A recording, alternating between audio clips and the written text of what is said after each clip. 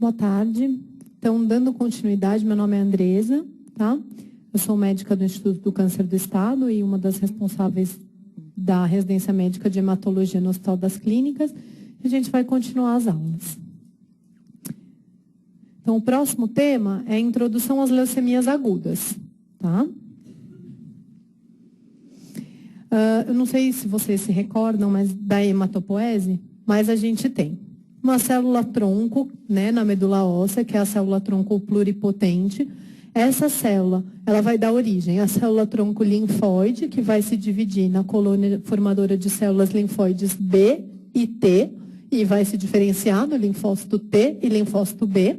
E a gente tem a célula-tronco mieloide, que vai dar origem à colônia de células mieloides, que vai se diferenciar na série eosinofílica, vai maturando todas as etapas até os eosinófilos, basofílica, vai maturando até os basófilos, a colônia de células granulomonocítica, que vai dar origem aos monócitos e aos granulócitos, a megacariocítica, que vai dar origem às plaquetas, e a unidade formadora de colônia eritroide, que vai dar origem aos eritrócitos. Tá? Então, essa é a hematopoese normal. Todo mundo vem da mesma célula, a célula-tronco pluripotente. Nós temos, né, a linhagem mieloide, que vai dar origem às hemácias, aos monócitos, granulócitos e basófilos e eosinófilos, e as plaquetas. E as células linfóides, que vão dar origem aos linfócitos e plasmócitos. O que são leucemias agudas? Então, leucemias agudas são neoplasias caracterizadas pela proliferação e pelo acúmulo, tanto na medula óssea quanto no sangue periférico, de células hematopoéticas anômalas, tá? A célula ela vai aumentar a capacidade proliferativa, independente dos fatores de crescimento e do controle do ciclo celular e da apoptose. Ela vai proliferar, proliferar, proliferar. Essa é a definição de leucemia. E como é que a gente diferencia quando é uma leucemia aguda e quando é uma leucemia crônica? A leucemia aguda é uma doença de evolução rápida em que ocorre uma perda da capacidade da maturação celular. O que é isso? Vai ter aquele acúmulo na medula óssea de células, mas são células que não são capazes de se maturar. São células jovens que vão acumular. As formas imaturas, que são os blastos, vão ficar acumulados ou na medula óssea ou no sangue periférico. E vai ocorrer também uma perda da apoptose celular. Já os processos crônicos, as leucemias crônicas, elas têm uma evolução clínica lenta, têm um menor comprometimento do estado geral. Você tem uma perda da apoptose celular, mas você não perde a capacidade de maturação. Então, as células que você vai encontrar em excesso são células maduras. E ela tem todos os processos crônicos têm uma possibilidade de evoluir para uma doença de fase aguda. Então, o que a gente tem? Aqui são células agudas, aqui são blastos, são células jovens. São células que têm uma cromatina mais frouxa, algumas têm nucléolo evidente. Essas são os blastos. E aqui a gente tem um acúmulo de células maduras. São células que são já mais velhas, aqui são linfócitos B maduros no sangue periférico. Eles têm uma cromatina mais condensada, não tem nucléolo evidente, o citoplasma dele é bem redondinho, não tem nenhuma projeção no citoplasma. Bom, então, as leucemias agudas. As leucemias agudas é um grupo bem heterogêneo de doenças. Ocorre uma proliferação das células imaturas, infiltração da medula óssea e do sangue periférico. Ocorre uma substituição da hematopoese normal por uma hematopoese anormal e imatura. Quando você tem acúmulo de células mieloides imaturas, a gente fala que é uma leucemia mieloide aguda. E quando a gente tem um acúmulo de células linfóides imaturas, a gente tem a leucemia linfóide aguda, a LLA. Então, a leucemia mieloide aguda. A leucemia mieloide aguda, ela é uma proliferação anormal de células mieloides, tá? Lembra lá da maturação, da hematopoese, daquela unidade formadora de colônia mieloide. Ela pode ter células imaturas em vários estágios e ocorre a parada da maturação. O que significa que ocorre células imaturas em vários estágios? Pode parar a maturação aqui no mieloblasto, pode parar a maturação no promielócito, no mielócito, enfim. São células imaturas, tá? Não vai ser uma doença de segmentado, não vai ter um acúmulo de segmentado, porque para lá nas células imaturas, tá? A leucemia mieloide aguda, ou LMA, é uma doença que tem cerca de 11 mil casos novos por ano, corresponde a 1,2% das mortes nos Estados Unidos. Ela é responsável por 80% das leucemias agudas do adulto. Então, em adulto, é mais comum ter leucemia mieloide aguda. Sua incidência é de 3,5 casos novos para cada 100 mil habitantes e a incidência aumenta progressivamente com a idade. Qual que é a causa? Bom, a causa é desconhecida. A gente sabe que tem alguns fatores genéticos e alguns fatores congênitos que estão associados, como, por exemplo, síndrome de Down. Os pacientes com síndrome de Down, eles têm um maior risco de ter leucemia mieloide aguda. Síndrome de Bloom, neurofibromatose, síndrome de Klinefelter, Black-Fan Diamond, anemia de Fanconi, todas essas doenças, elas têm uma incidência maior de leucemia mieloide aguda. Além disso, discute-se se a exposição a agentes ionizantes, a radioterapia prévia, né, seria um fator de risco para leucemia mieloide aguda, e a gente sabe que existem algumas situações que são pré-leucêmicas, tá? Como, por exemplo, alguma doença mieloproliferativa crônica, do tipo mielofibrose, polistemia vera, anemia plástica e hemoglobinúria paroxística noturna, que são doenças hematológicas, e a mielodisplasia.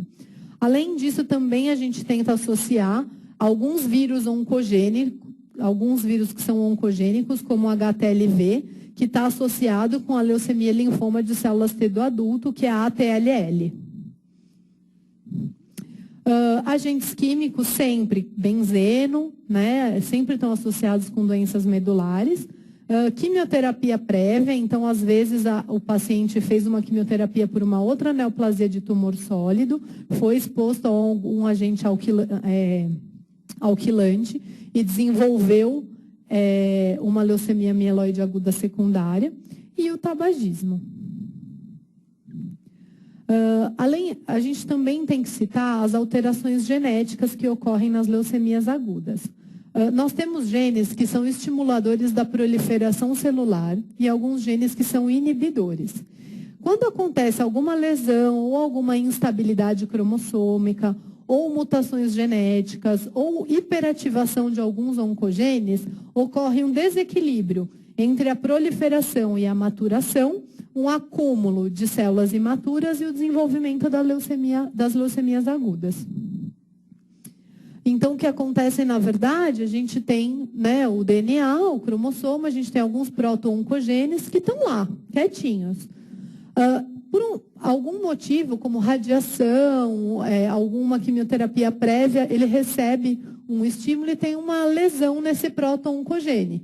Esse proto-oncogene passa a ser um oncogene. Esse oncogene passa a se proliferar, levando a um fenótipo anormal, cancerígeno. Então, o que acontece é que você tem a célula precursora, o precursor mieloide, e por algum acaso aconteceu alguma alteração aqui, né, algum oncogene ficou ativado, levando a um segundo evento que deu origem à leucemia mieloide aguda. Então, a gente fala que a leucemia mieloide aguda, ela é uma doença genética, porque é possível a gente perceber que ocorreram eventos nesses precursores, tá, que levaram a processos descontrolados de maturação e proliferação celular. Com isso, vai ocorrer diminuição da apoptose, aumento da proliferação e inibição da maturação, levando ao desenvolvimento da leucemia aguda. Qual que é o quadro clínico da leucemia aguda? Tá? Vai ocorrer infiltração medular e, consequentemente, a medula vai ficar cheia do quê? Cheia de blasto, cheia de célula doente. e daí vai inibir o crescimento da hematopoese normal e dos outros precursores mieloides. Tá?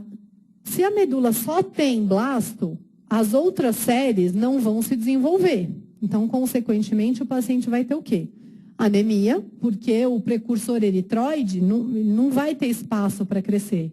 Ele vai estar ocupado por blastos. Vai ter maior sangramento, por quê? Porque a plaqueta vai estar baixa, pelo mesmo motivo.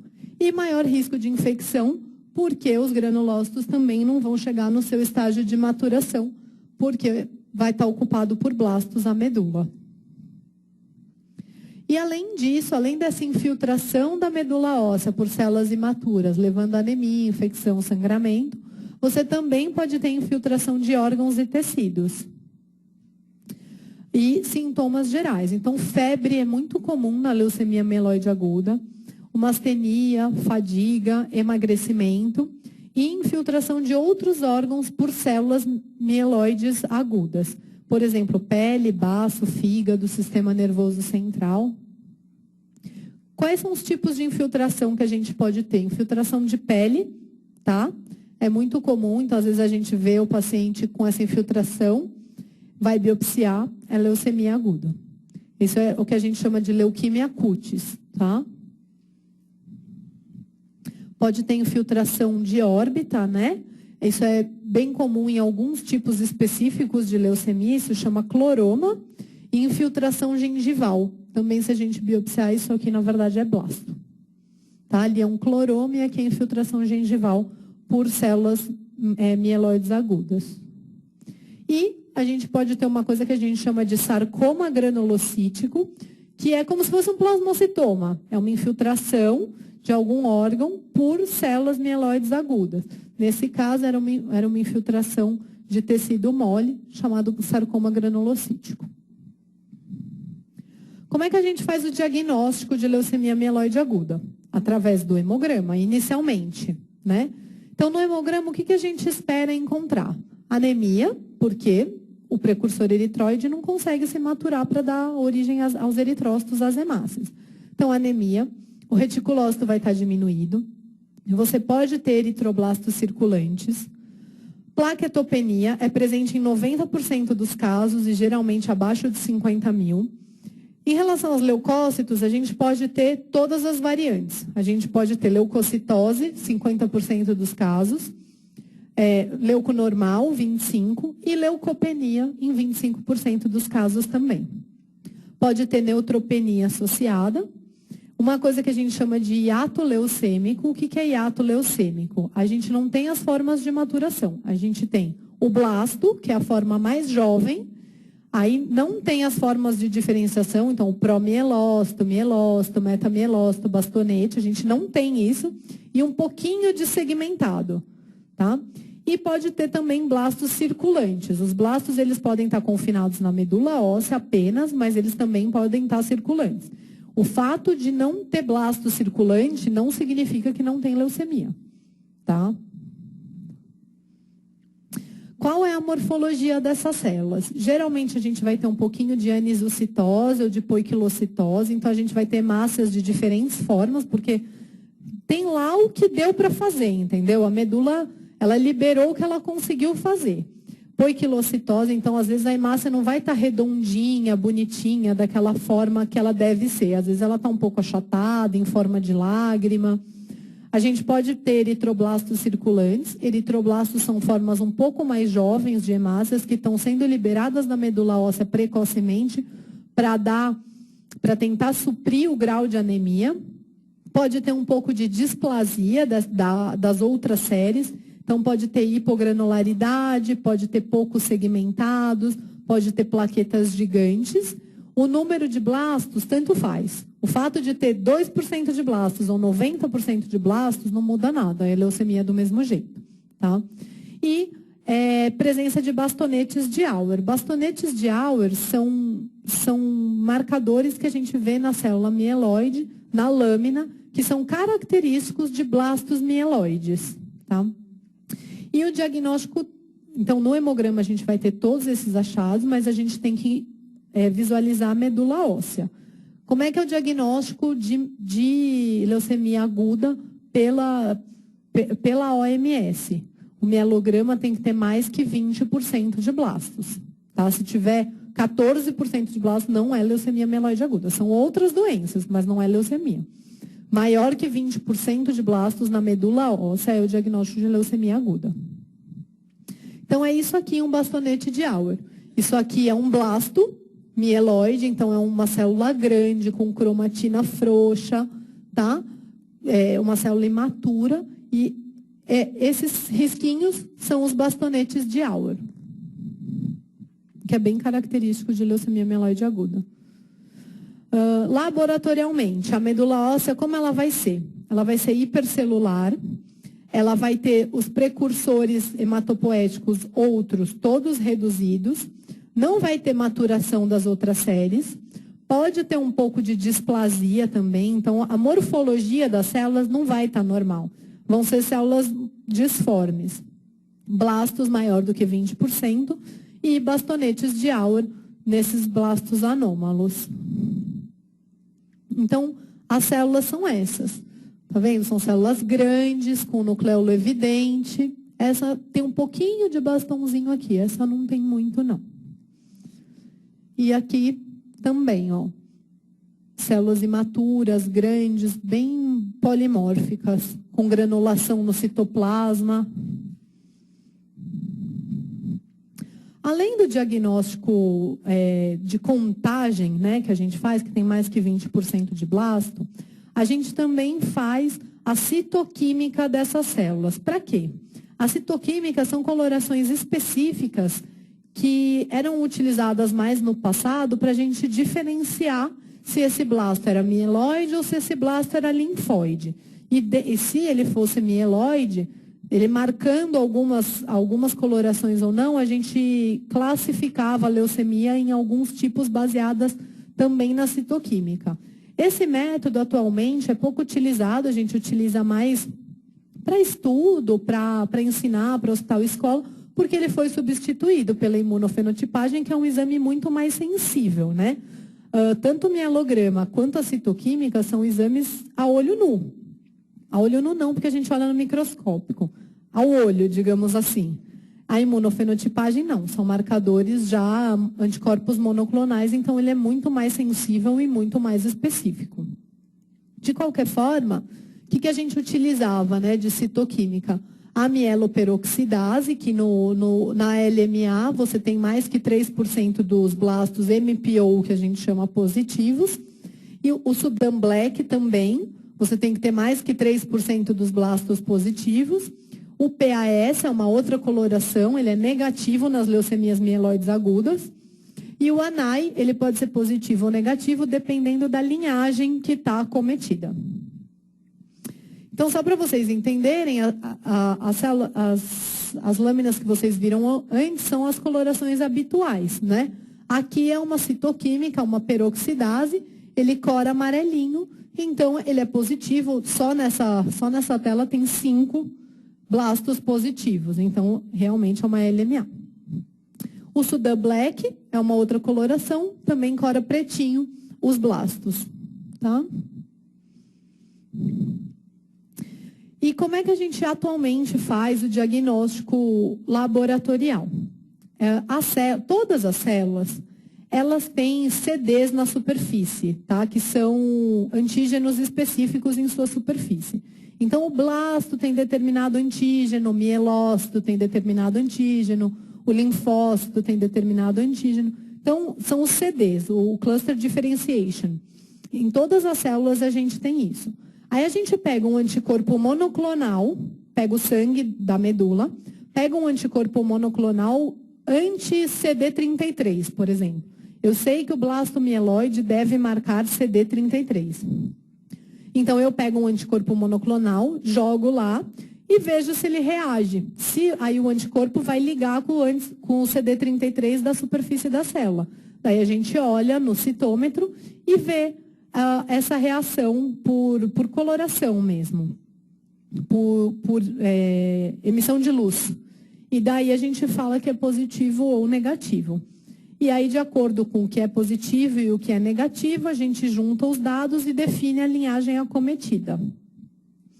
Então, na verdade, o exame de imunofenotipagem é isso. A gente tem um laser, a célula com os anticorpos na superfície.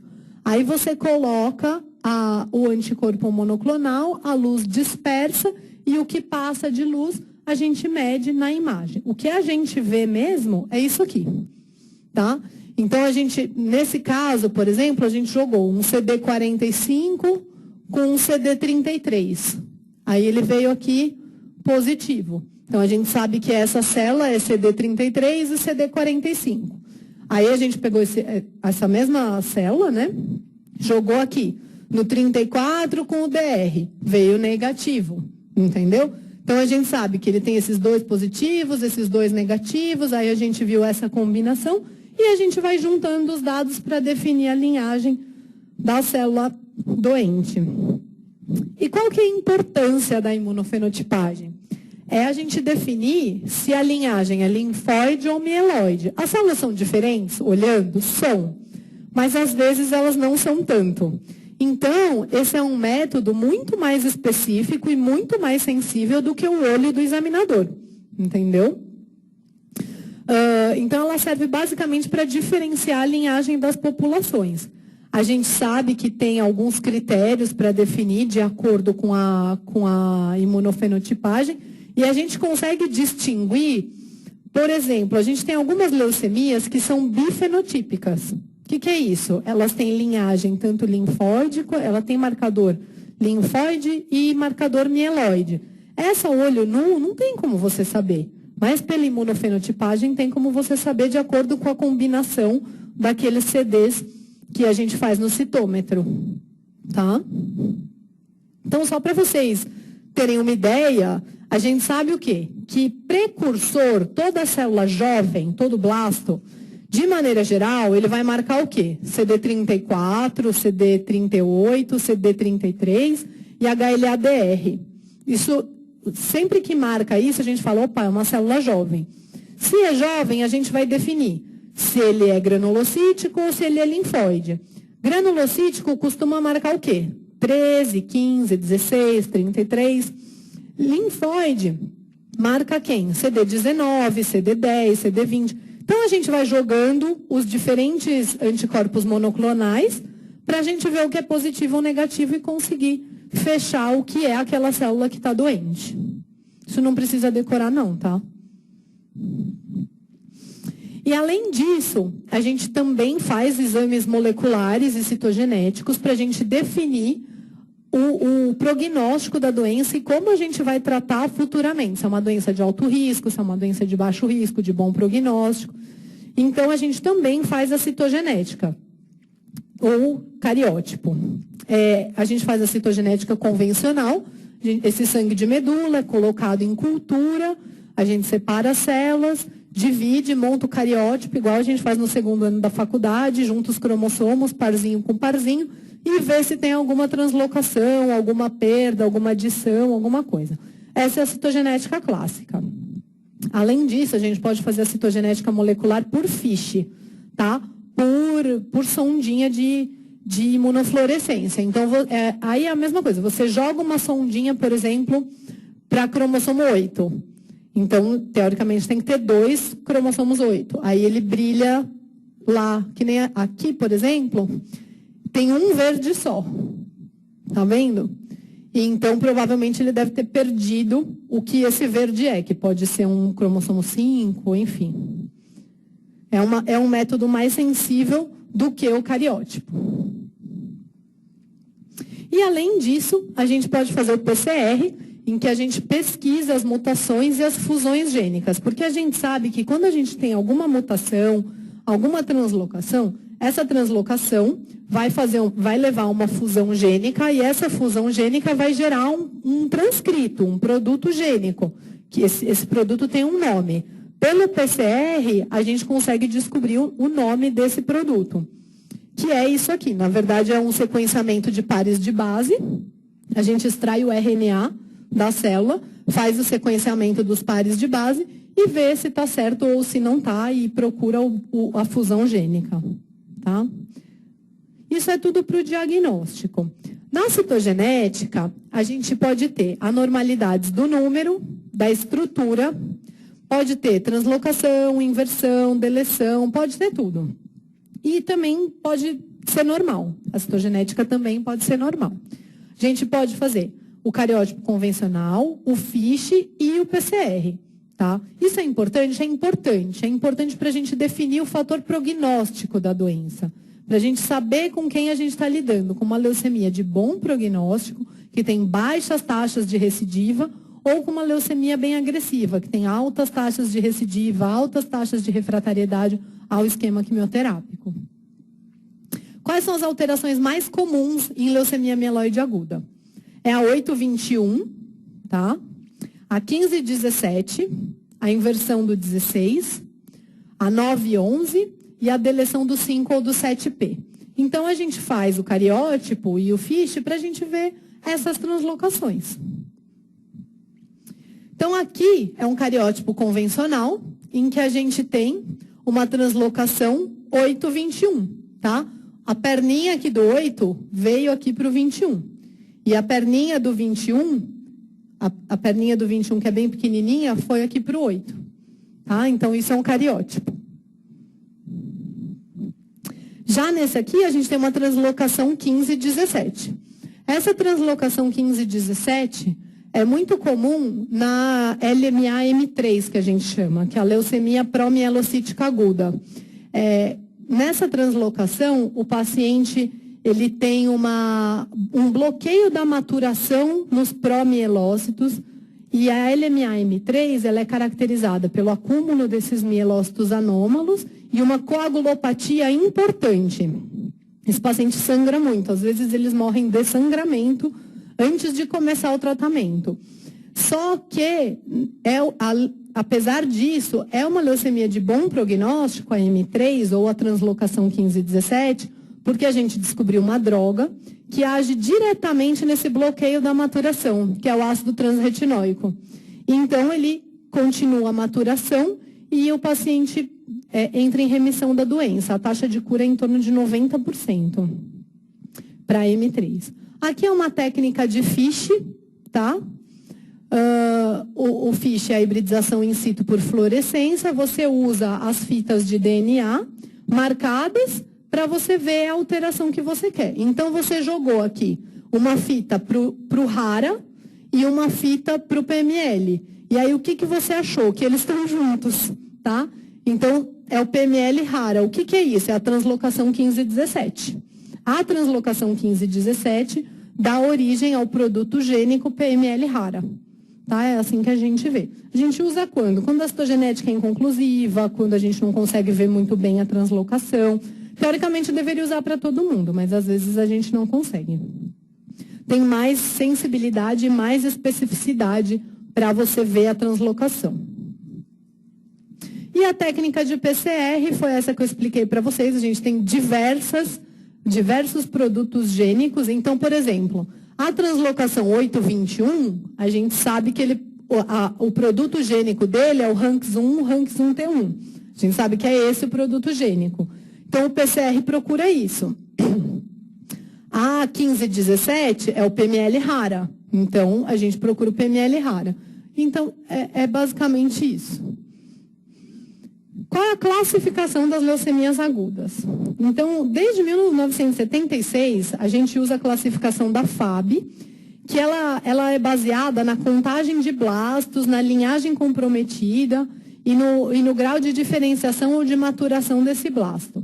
É uma classificação muito antiga, é o que a gente utiliza até mais hoje, o que a gente utiliza até hoje na linguagem entre os hematologistas. A gente utiliza bastante a FAB, mas a tendência atual é que a gente utilize a classificação da WHO ou a classificação da OMS, em que a gente considera os dados citogenéticos e moleculares, associado com os dados clínicos. Então, tem diversas classificações. Tem a FAB, tem a EGIL, tem a WHO. O que precisa saber de maneira geral? A classificação da FAB, que é a franco-americana britânica, que classifica GM0 a M7. Tá? E aí é de acordo com a maturação das células. Então, a M0 é o mieloblasto com mínima diferenciação. É aquele mieloblasto mais jovenzinho depois que saiu da unidade formadora de colônia de granulócito. M1 é o mieloblasto sem maturação. M2 com maturação. A M3, a promielocítica, ou é porque parou aqui o blasto é um promielócito.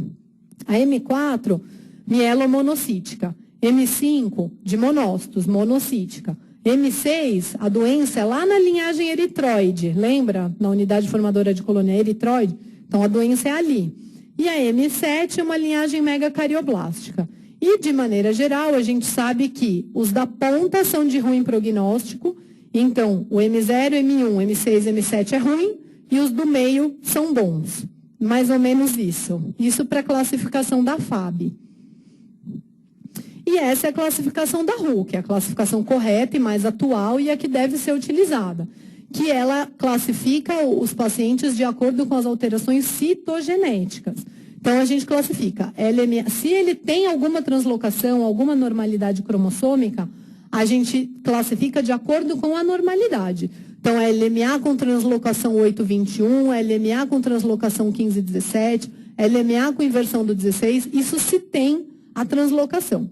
Se não tem a translocação, a gente classifica com mínima diferenciação. Quem que é esse? É o M0. Sem maturação, é o M1. Com maturação, M2. Mielomonocítica, M4. Eritroide aguda, M6. E assim por diante. Na verdade, é uma forma mais separadinha de classificar o que já foi classificado lá na década de 70 pela FAB e que adicionou somente as translocações. Vocês não precisam saber a classificação da RU de leucemia aguda. E quais são os fatores prognósticos de leucemia? Bom, nós temos alguns fatores que são favoráveis e alguns fatores que são desfavoráveis. Quem são os fatores favoráveis? Então, a idade, menor que 45 anos é melhor, maior que 60 é pior. Quando é uma leucemia de novo, o que é uma leucemia de novo? Na verdade, é uma leucemia que é a primeira vez que ela acontece, que ela não é secundária a nenhum outro processo prévio. Leucemia secundária é secundária a alguma doença prévia. Por exemplo, você tinha uma mielodisplasia que evoluiu para uma leucemia mieloide aguda. Isso é uma leucemia secundária. Você fez quimioterapia para câncer de mama e evoluiu com uma leucemia mieloide aguda pelo uso de quimioterápico prévio. E isso é uma leucemia secundária. Tá? A contagem de leucócitos também é um dos fatores prognósticos importante. A classificação da FAB e as alterações citogenéticas. Além disso, a gente tem outra classificação que também é a mais atual. Essa é a mais antiga.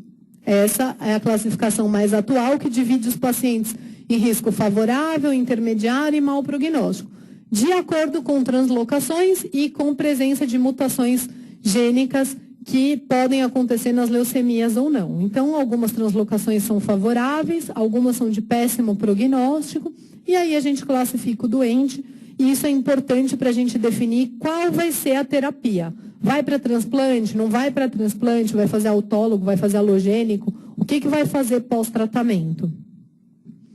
E qual que é o tratamento da leucemia mieloide aguda? A leucemia mieloide aguda, ela tem duas etapas de tratamento. Um tratamento de indução, tá? E nesse tratamento de indução, qual que é o objetivo? É você erradicar o clone leucêmico. Então, você tem que matar a doença. E tem o tratamento de consolidação. No tratamento de consolidação, o objetivo é você diminuir a chance de recidiva da doença. Então, a indução, o esquema clássico é ou D3A7 ou I3A7. O I é daunorubicina, o A é citarabina ou Aracê, e o I é idarubicina. É um antracíclico com uma citarabina, de maneira geral. São 7 dias de quimioterapia, infusão contínua. Depois desses 7 dias, a medula zera, o paciente fica aplasiado, zerado, neutropênico, plaquetopênico, a gente fica com suporte transfusional e vigilância infecciosa, e depois esse paciente recupera a hematopoese normal e a gente avalia a medula novamente para ver se aqueles 20% de blastos não existem mais. Tem que estar com a medula normal. Depois disso, a gente opta pelos esquemas de consolidação. O esquema de consolidação, ele pode ser com quimioterapia em altas doses, que são 4 ciclos, se for feito isso, com transplante de células tronco hematopoéticas, radioterapia, se o paciente tiver principalmente sarcoma granulocítico, lembra aquele do começo? Então, se tiver sarcoma, tem que irradiar, e quimioterapia intratecal para diminuir a recidiva em sistema nervoso central.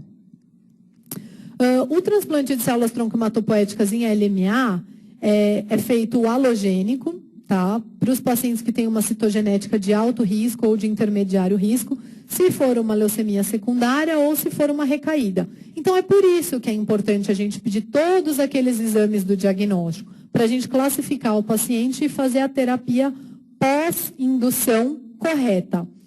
Além, se o paciente tiver uma idade avançada, a gente pode tentar fazer um transplante de intensidade reduzida.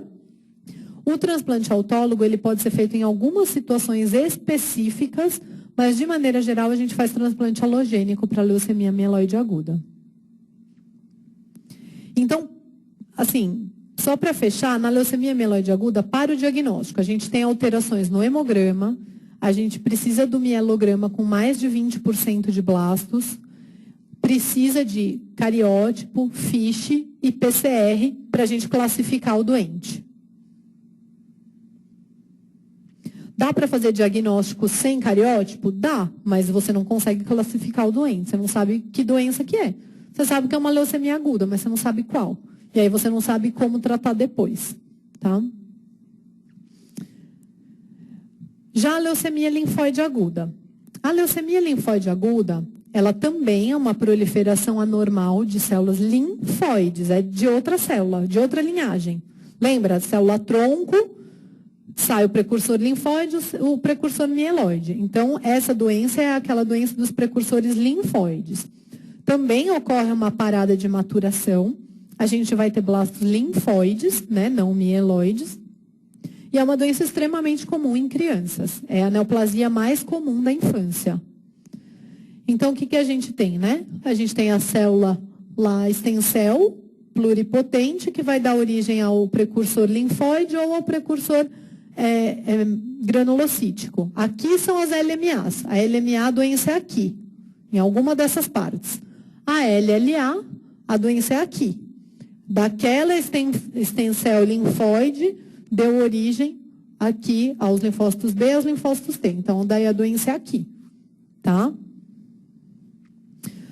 A gente sabe que a linfopoese, a gente tem a célula precursora linfóide que vai dar origem aos linfócitos T, aos linfócitos B e aos plasmócitos. Leucemia linfóide aguda é uma doença de precursor, não é um acúmulo de precursores jovens na medula. Então, é uma doença aqui, ó, no precursor linfóide inicial. A gente tem os marcadores imaturos, que é o 34, o DR, o TDT.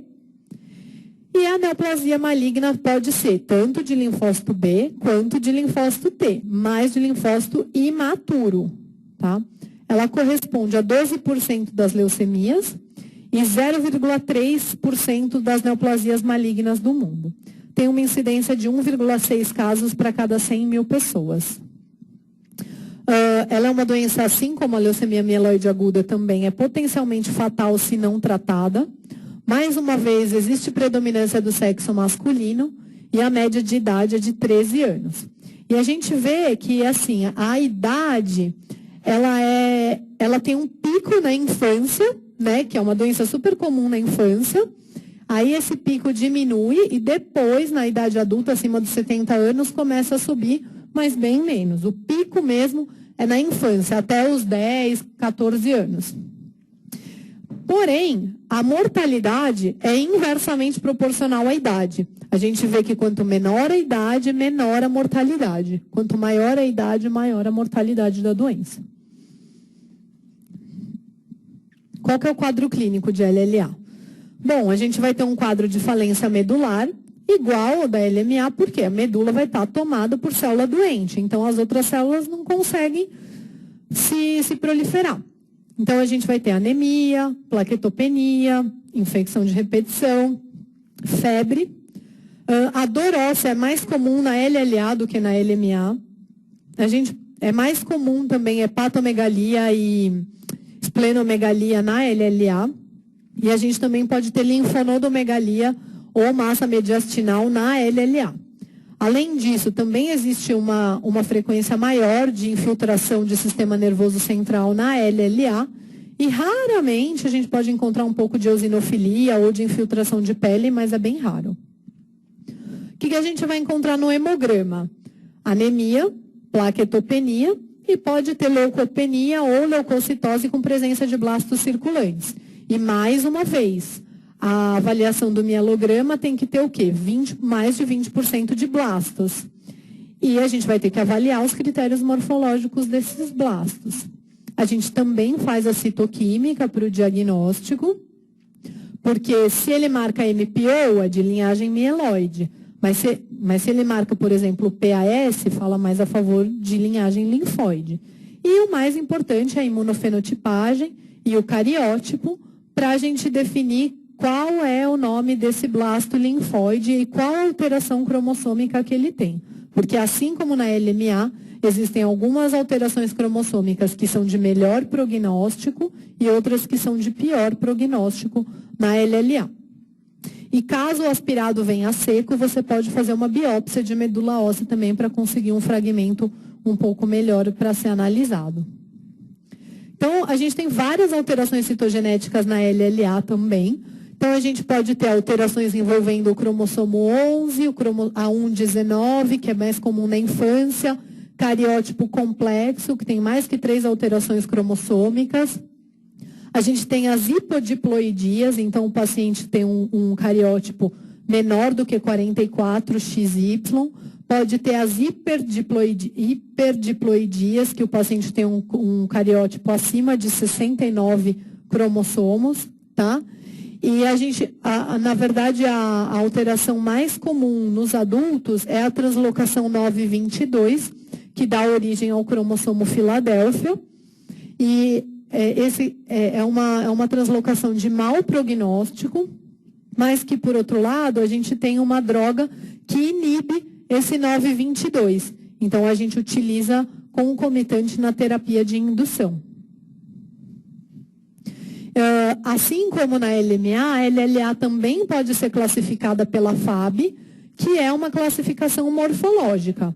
Então, a gente tem a LLA-L1, que são todos linfoblastos pequenininhos, regulares, sem nucleolo, com pouco citoplasma, sem granulação, que é esse linfoblasto aqui.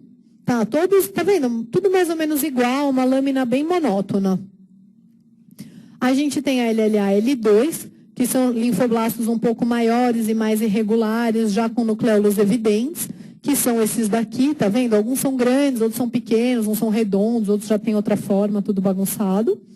E a gente tem a LLA-L3, que são linfoblastos grandes, com citoplasma maior e com presença de vacúolo, que é esse linfoblasto aqui, que é bem característico do linfoma linfoblástico, ou LLA-Burkitt, que a gente chama. Então, essa é uma classificação morfológica. Não muda nada os dados prognósticos do paciente, é só um dado morfológico. E essa classificação é a classificação de Egil. A classificação de Egil é uma classificação imunofenotípica, tá? Então, ela é mais específica. E a partir dessa classificação, a gente pode definir alguns fatores prognósticos.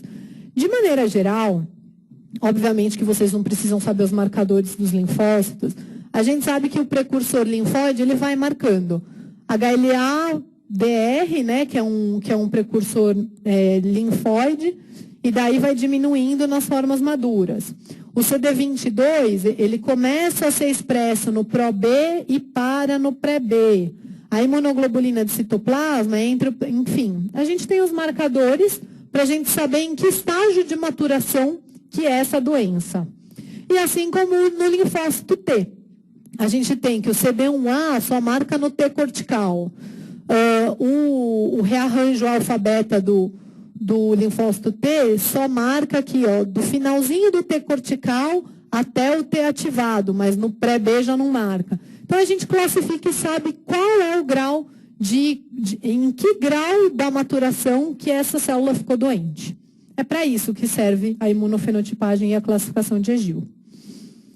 Bom, então a classificação é essa, a gente divide os Bs e os Ts. Então tem Pro-B e aqui é T e Pro-T, o pré-B, o pré-pré-B, o pré-B, o B maduro, o pré-T, T comum e T maduro. Isso são os marcadores principais para a classificação de Egil.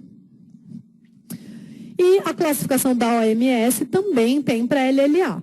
Também é uma classificação que a gente vai tentar avaliar o quê? Se tem alguma alteração citogenética. Então, assim, pode ser uma LLA-B não classificada em outra forma se ela não tiver nenhuma alteração citogenética. Se ela tiver alguma alteração citogenética, aí a gente põe LLA-B com translocação 922, com translocação 119, entendeu? É a classificação. Ou então, se não tem nenhuma translocação associada, LLA-T, sem outra especificação, tá? Quais são os fatores de mau prognóstico em LLA? Então, a citogenética, de acordo com a translocação que o paciente tiver, pode ser uma translocação de mau prognóstico, como, por exemplo, a 922. Leucocitose, então, mais que 30 mil leucócitos, se for linhagem B, ou mais que 100 mil linfócitos, se for linhagem T, é mau prognóstico. Idade maior que 75 anos, ou 75 não, 35 anos. Quanto mais velho, pior é a LLA. O tempo que o paciente demora para atingir a remissão também é um fator de mau prognóstico. Em geral, ele tem que atingir remissão em 4 semanas. A imunofenotipagem. Então, a gente sabe o quê? Que o Pro-B, que o pré-B, eles são de melhor prognóstico. Que o pré-T, o T maduro, são de prognóstico ruim. Então, a gente classifica o paciente para ver os fatores de mau prognóstico. E como é que a gente trata a LLA? Basicamente, o tratamento da LLA ele é mais prolongado do que da LMA. Por quê? Porque a gente faz Existem inúmeros esquemas de tratamento. Cada centro trata o seu paciente com o esquema que é mais conveniente de acordo com o seu serviço, de acordo com os dados. Enfim, tem inúmeros esquemas. Você pode fazer o protocolo do americano, você pode fazer o protocolo alemão, o protocolo francês, o protocolo inglês, existem diversos protocolos. Mas todos eles são basicamente assim. Tem uma fase de indução. Nessa fase de indução, o objetivo é acabar com o clone leucêmico. Tá? Aí tem uma fase de consolidação, que é para a gente acabar com a doença, consolidação e intensificação. Que é para a gente acabar com a doença residual. Qualquer doencinha, célula que sobrou lá, é para a gente acabar com ela. E depois ainda tem uma terapia de manutenção, que dura de 1 ou 2 anos, e nessa terapia de manutenção o objetivo é diminuir a recidiva da doença. Então, basicamente é isso. Qualquer esquema que você pegar para tratar, vai ter uma fase de indução, uma consolidação, uma intensificação, uma manutenção. E múltiplas drogas em todos os esquemas. A gente, ao longo dos anos, percebeu que poliquimioterapia para LLA é melhor do que um agente isolado. E o transplante também é uma modalidade terapêutica na LLA. Antigamente, utilizou-se o transplante autólogo na fase de consolidação. Só que ele teve pior evolução do que a quimioterapia, então atualmente ele está em desuso. O transplante para LLA que a gente utiliza é o transplante halogênico para doença de alto risco ou risco intermediário e sempre para recaída. E fora tudo isso que a gente tem que tratar na leucemia, então fez o diagnóstico, faz a terapia de indução, coloca o paciente em remissão e aí define qual vai ser a consolidação. Fora isso, a gente tem toda a terapia de suporte no tratamento das leucemias agudas de maneira geral. Então, se o paciente tem uma hiperleucocitose muito importante, 300 mil leucócitos, 100 e poucos mil leucócitos, a gente faz uma terapia de citorredução, até você conseguir colher os exames, liberar, passar catéter. Então, você pode fazer uma terapia de citorredução. tem que fazer o tratamento e a profilaxia de lise tumoral. É uma doença aguda, é uma doença muito rápida. As células, elas dobram ou triplicam, assim, em 1, 2 dias, muito rápido. Então, a chance desse paciente ter síndrome de lise tumoral é muito grande. A síndrome de lise tumoral, ela indica o turnover celular. Então, ela é caracterizada, né, por hipocalcemia, insuficiência renal, hiperuricemia, hiperfosfatemia. E o tratamento dela, às vezes o paciente evolui com uma insuficiência renal importante, tem até que fazer diálise, piora bastante o prognóstico e aumentam as complicações. Então, a gente tem que fazer a prevenção com isso, com alopurinol, com hidratação abundante, às vezes faz uma citorredução um pouco antes, para depois começar efetivamente o tratamento da doença. Além disso, a gente pode fazer leucaférese. Leucaférese é aquela mesma máquina que coleta a célula CD34 no transplante, ela pode coletar blasto para diminuir o número de células na circulação. Então, o paciente tem 300 mil leucócitos, está com sintomas de hiperviscosidade, turvação visual, insuficiência respiratória, zumbido, hemorragia retiniana, você pode fazer uma leucaférese para diminuir a contagem de células.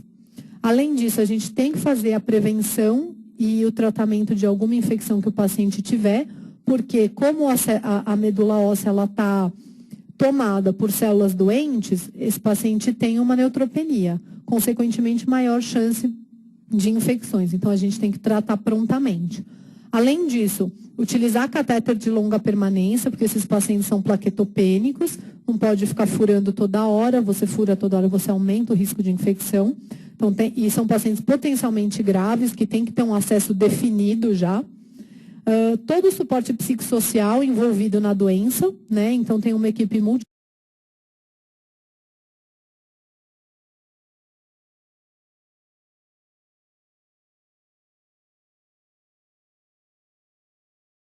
de transfusional adequado, de acordo com as necessidades do paciente. Então, transfundir hemácia, transfundir plaqueta, para você não deixar o paciente sob nenhum risco, principalmente de sangramento. Então, vamos lá. Paciente de 21 anos, sexo masculino, estudante, natural da Bahia, procedente de São Paulo. Veio com febre há 3 dias, tem uma história de manchas arroxeadas pelo corpo, sangramento gengival e epistaxe há 2 semanas. Fraqueza intensa 1 semana, febre de até 39 graus há 3 dias. Não fazia uso de nenhum medicamento, não tem nenhum outro sintoma. No exame físico ele estava em regular estado geral, descorado, anequitérico, febril. Estava com um pulso de 100 batimentos por minuto, uma pressão arterial de 110/70. Tinha petequias nas extremidades, presença de gengivorragia e de epistaxe. Estava com a orofaringe hiperemiada, um fígado a 2 centímetros do rebordo costal direito. No hemograma, tinha uma hemoglobina de 5,5 com VCM de 89, reticulócito baixo, de 0,5%. 1.000 leucócitos, 90% de blastos com granulação, 4% de segmentados, 5% de linfócitos, 1% de monócitos e 5.000 plaquetas. De exames gerais, tinha uma função renal normal, uma função hepática normal, um DHL um pouquinho aumentado. E o coagulograma dele tinha uma alteração da coagulação. Tinha um tempo de protrombina de 32 segundos, com uma atividade de 45%, um TTPA de 56 segundos, com uma relação de 2,2, um TT de 23 segundos, o normal é 15, e um fibrinogênio baixo. O mielograma tinha hipercelularidade acentuada, com 95% de blastos, hipergranulares, com bastonetes de Auer, diminuição da série megacariocítica, eritrocítica e linfoplasmocitária. Na citoquímica, ele tinha peroxidase Sudan Black de 100% nos blastos positivos e tinha bastonetes em Auer. A imunofenotipagem, ele marcava CD33, 13, HLA-DR era negativo, e os marcadores de linfócito, que era T, o CD3 era negativo, de linfócito B, CD19 negativo, e de monócito CD14 negativo. E a citogenética dele tinha era 46XY com uma translocação 1517. O mielograma dele é esse, essa célula é um promielócito anômalo com bastonetes de Auer. Isso são bastonetes de Auer. Então, qual que é o diagnóstico desse paciente? Ele tem uma LMA-M3, uma leucemia promielocítica aguda. Por que ele estava tendo sangramento? Porque ele estava com CIVD, fazendo uma coagulação intravascular disseminada. A leucemia que costuma dar mais sangramento, mais CIVD, é a M3. Então, assim, na M3 a gente tem que saber o quê?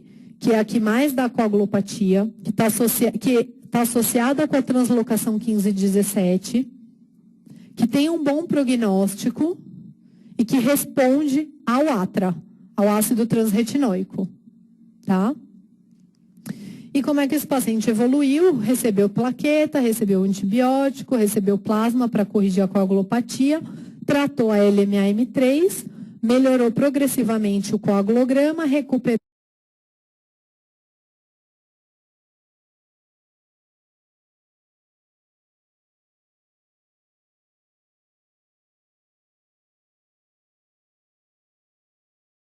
os leucócitos de 5% de blastos, recebeu alta hospitalar em remissão da doença. Tá? Então, a leucemia promielocítica aguda, a M3, a gente tem que lembrar que ela tem a translocação 1517. E o que acontece? Essa translocação 1517 faz com que o paciente expresse esse gene PML rara. Esse PML rara, ele inibe a maturação nos promielócitos. Então, você tem um acúmulo de promielócitos anômalos com bastante granulação e, às vezes, com bastonetes de Auer. Assinale a opção incorreta sobre as leucemias na infância. O hemograma de um paciente com suspeita de leucemia pode mostrar leucocitose ou leucopenia, anemia e ou plaquetopenia. Dentre os sintomas mais frequentes encontram-se febre, palidez, sangramentos, dor óssea, adenomegalia, hepatoesplenomegalia, porém essa doença pode mimetizar viroses comuns na infância. Não há qualquer agente etiológico detectado até o momento para essa doença, nem qualquer condição genética com predisposição a esse diagnóstico. Pode-se suspeitar do diagnóstico pelas manifestações clínicas e pelos achados do hemograma, porém é confirmado pelo mielograma. Dentre as leucemias na infância, a mais frequente é a linfóide aguda. Então, realmente, a incorreta na verdade, é essa, que não tem nenhum agente etiológico detectado. Na verdade, a gente tem o HTLV, que a gente sabe que está associado com a leucemia linfoma de células T do adulto. E, além disso, essa doença não tem qualquer condição genética como predisposição, não. Na verdade, tem. A gente tem diversas translocações associadas com as leucemias. Então, a próxima. As leucemias agudas são patologias graves que acometem todas as faixas etárias e exigem encaminhamento para centros especializados em seu tratamento. Nas leucemias agudas, o diagnóstico é descartado em um paciente com 21% de blastos na medula óssea, mas sem blastos no sangue periférico. O subtipo mieloide é mais comum em crianças e o subtipo linfóide é mais comum em adultos. A presença de manifestações leves pode ocorrer por semanas a meses, antes que o paciente receba o diagnóstico. A incidência na população é similar em indivíduos que já tenham sido submetidos ou não à quimioterapia. Então, na verdade, a que está correta é que a manifestação pode levar semanas ou meses para acontecer. Então, um paciente que às vezes vem com uma prostração, com uma fadiga, uma febrinha que não sabe de onde é e já podia ser leucemia aguda mesmo.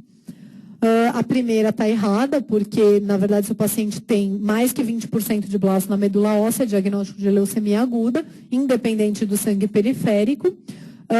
O subtipo mieloide é mais comum nos adultos e o subtipo linfóide é mais comum nas crianças. Então, é ao contrário. A C é a correta, né, que as manifestações podem estar presentes antes do diagnóstico. E a incidência na população é similar em indivíduos que já tenham sido submetidos à quimioterapia, não. Quem já tomou quimioterapia têm uma chance maior de ter leucemia aguda do que os pacientes que nunca foram expostos. Qual das leucemias diferencia-se das demais pela sensibilidade ao ácido altransretinóico ATRA, um derivado da vitamina A? Isso é fácil, né? Leucemia promielocítica aguda, leucemia de células pilosas, leucemia mieloide aguda, mielomonocítica juvenil ou linfocítica aguda. Então, essa, como a gente já falou, é a leucemia promielocítica aguda, que é a M3 da translocação 1517, que responde ao ATRA. Tá? Isso.